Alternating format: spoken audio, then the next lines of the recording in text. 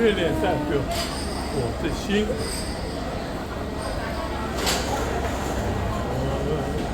我爱你，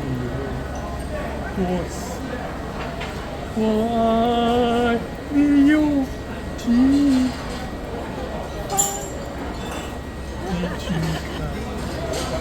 看，你去想，你想，月亮代表我的心。Kumakanta siya, oh. Favorite niya yan. Okay, so bye-bye. Bye. Bye. Bye. Bye. Nagsalita na naman ng ano. Sinusuling. See? Butit buhay siya ngayon. Hindi antukin. Eh? Bye. Bye. Adios. Adios. Adios. Adios. Dito ko. Kung tenga ko. Barado. Barado until now. So I'm so scared.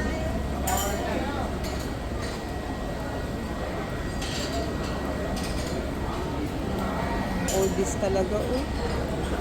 Yung mga original mga ano dito, mga customers, naging old men na sila. Mga old people. Yeah. Kasi dito kasi mura pag member ka, mura ang pagkain. Sinisiling, member siya dito ng matagal na. There.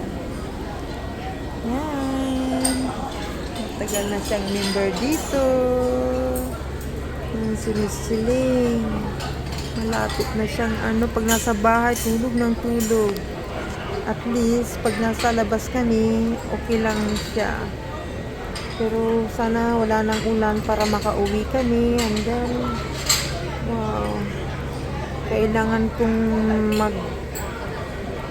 magbitbit ulit ng mga dalahin sa central room ko.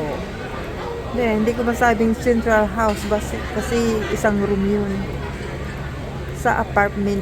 Sa loob ng Sophie Salon apartment ni Miss Celine, pero hindi na niya alam.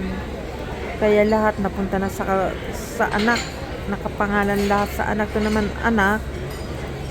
Akala niya sa kanya na lahat. Buhay pa yung tatay niya. Buhay pa ang kanyang tatay. Kanya na lahat. See? At least, sa bagay pag mangyayari sa kanya, yung anak ang gagastos sa kanya. Kasi maliit na yung pera niya. Pinamigyan niya kasi. Pinautang niya. Ayan. Pinautang niya sa anak niya. Mautak naman yung anak niya. Hindi na siya nagbayad. Tapos bininta nila yung bahay. Kanila na yung bahay. Yung yung pinagbintahan. Yun ang pinanggagamit nila sa bahay nila sa Old Peak. Imagine that, ha? Talagang mautak. Mautak talaga yung anak ni Miss Celine. Tapos ang bagal niya magpasweldo. Ang damot niyang magpasweldo talaga. Hindi naman ginawa ng nanay niya yun noon. Ngayon, kung wala siyang pera, bahala kang mag-antay. Kaya, no mo, sinisiling, siguro may one time pa siguro kami mag-withdraw kasi kailangan ng cash pambayad sa doktor, sa kagamot mo sa doktor. Tapos birthday ng apo niya, yung anak niya, manugang niya, oh my God. Mabawasan ulit. Importante makapag-withdraw kami bago. Kaso nga lang, hindi ko na siya hawak na nung isa. Paano na yung aking sweldo? There. Bye for now. Shout out. Kuya Bal Santos Matubang, Ate Edna Vlogs, Kalingap Club, sa lahat ng mga team Kalingap partners, solid supporters dyan, sa lahat. Shout out. Bye. This is Ate Dodo Mundo. There.